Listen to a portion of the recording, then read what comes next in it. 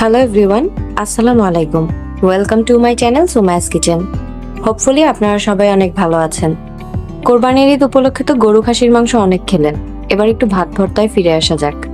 কাঁঠালের বীজ বা বিচির ভর্তা কিন্তু অনেকেই খেয়ে থাকে, আর শুটকির ভর্তা তো খুব অ্যাভেলেবল। কিন্তু আপনি কি কখনো কাঁঠালের বীজ আর শুটকি একসাথে ভর্তা করে খেয়েছেন? যদি খেয়ে থাকেন তাহলে কমেন্ট সেকশনে সেটা আমাকে অবশ্যই জানাবেন। আর যদি কখনো না ট্রাই করা হয়ে থাকে তাহলে আজকের ভিডিওটা আপনার জন্য। আই মাস্ট সে, আপনাদের এই রেসিপি দেখলেই জিভে জল চলে আসবে। চলুন তাহলে রেসিপিটা দেখে নেওয়া যাক। এই ভর্তাটা বানানোর জন্য প্রথমে কাঁঠালের বিচি তাওয়ায় ভেজে নিতে হবে। কাঁঠালের বিচিটা ভেজে নেওয়ার পর খোসাটা ছাড়িয়ে নিয়ে এটাকে নর্মাল পানিতে 10 থেকে 15 মিনিট পর্যন্ত ভিজিয়ে রাখবেন। এতে করে ভর্তাটা শিলপাটায় বেটে নিতে খুবই ইজি হবে। আপনারা চাইলে কিন্তু না ভিজিয়েও করতে পারেন, তবে সেক্ষেত্রে কাঁঠালের বিচিটা যেহেতু একটু শক্ত হয়, বাটতে গেলে একটু কষ্ট হতে পারে। সেই সাথে আমি নিয়ে নিয়েছি 8 থেকে 10টা মরিচ।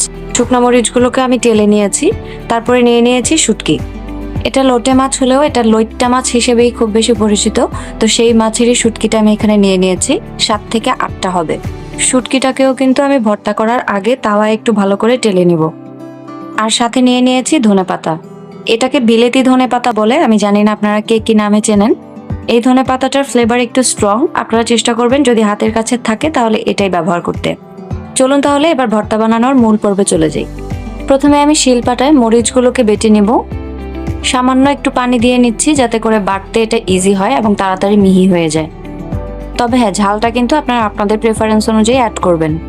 এবার আমি স্বাদ মতো লবণ দিয়ে দিচ্ছি, আপনারা আপনাদের কোয়ান্টিটি বুঝে সেই পরিমাণে লবণ ব্যবহার করবেন।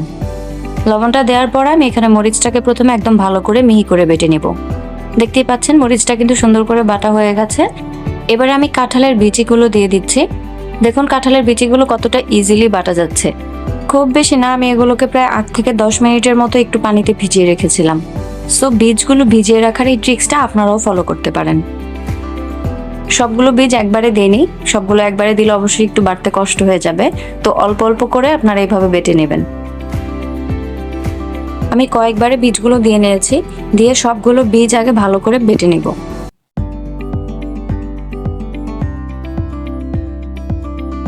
আর হ্যাঁ, যদি আপনারা মনে করেন যে বাটার সময় অল্প কিছু পরিমাণ পানি দিলে এটা আরো বেশি স্মুথ বা মিহি হবে, সেক্ষেত্রে কিন্তু চাইলে সামান্য একটু পানি দিয়ে বেটে নিতেই পারেন। এতে করে আপনার ভর্তার কোনোভাবেই টেস্ট নষ্ট হবে না। দেখতেই পাচ্ছেন আমি কিন্তু কাঁঠালের বিচিগুলো খুব ভালো করে মিহি করে নিয়েছি। আর এবারে আমি দিয়ে দিচ্ছি শুটকিগুলো কেটে নেওয়ার পর আমি একটু তাওয়ায় ভালো করে টেলে নিয়েছি, আর এরপর পানিতে ভিজিয়ে ধুয়ে নিয়েছি। শুটকি মাছটা টেলে নেওয়ার পর এটা পানিতে ধোয়ার সময় যদি আপনারা 5 থেকে 10 মিনিট এটাকেও একটু ভিজিয়ে রাখেন, সেক্ষেত্রে শুটকিটাও কিছুটা নরম হয় আর এটাও খুব বাটতে ইজি হবে। আর যদি ভিজিয়ে না রাখেন সেক্ষেত্রে কিন্তু শুটকির যে কাঁটা থাকে এগুলো পুরোপুরিভাবে মিহি হওয়ার পসিবিলিটি থাকে না। সো আপনারা অবশ্যই এগুলোকে কিছুক্ষণ ভিজিয়ে তারপরে ভর্তাটা করবেন। শুটকিগুলোকেও আমি বিচির সাথে খুব ভালো করে মিহি করে বেটে নিব। এটাও সুন্দর করে মিহি করা হয়ে গেছে। এবারে আমি দিয়ে দিচ্ছি পেঁয়াজ। মিডিয়াম সাইজের একটা পেঁয়াজ আমি 4 টুকরো করে কেটে নিয়েছি। তারপরে পেঁয়াজটাকেও আমি মোটামুটি ভালো করে মিশিয়ে নিচ্ছি। সবগুলো ইনগ্রিডিয়েন্ট এভাবে আলাদা আলাদা করে বেটে নিলে আপনার বাটতেও সুবিধা হবে, আর ভর্তার যে টেক্সচার সেটাও কিন্তু পারফেক্ট হবে। পেঁয়াজটাকে প্রথমে আধা ভাঙা করে নিয়েছিলাম, আর এরপরে আমি ভর্তার সাথে খুব ভালো করে বেটে নিচ্ছি। এবারে আমি কেটে রাখা ধনেপাতাগুলো দিয়ে দিচ্ছি। অর্ধেকটা পরিমাণ পাতা এখানে আমি দিয়েছি। এটাকে কিছুটা মিহি করা হয়ে গেলে আমি বাকি পাতাটাও দিয়ে দিব। আপনাদের যদি সুবিধা মনে হয় আপনারা চাইলে কিন্তু একবারেও সব বেটে নিতে পারেন, তবে পারফেকশন আনার জন্য এরকম অল্প অল্প করে শিলপাটায় বেটে নিলে কিন্তু পারফেক্ট রেজাল্ট পাবেন। দেখতেই পাচ্ছেন আমার ভর্তাটা কিন্তু টোটালি রেডি হয়ে গেছে।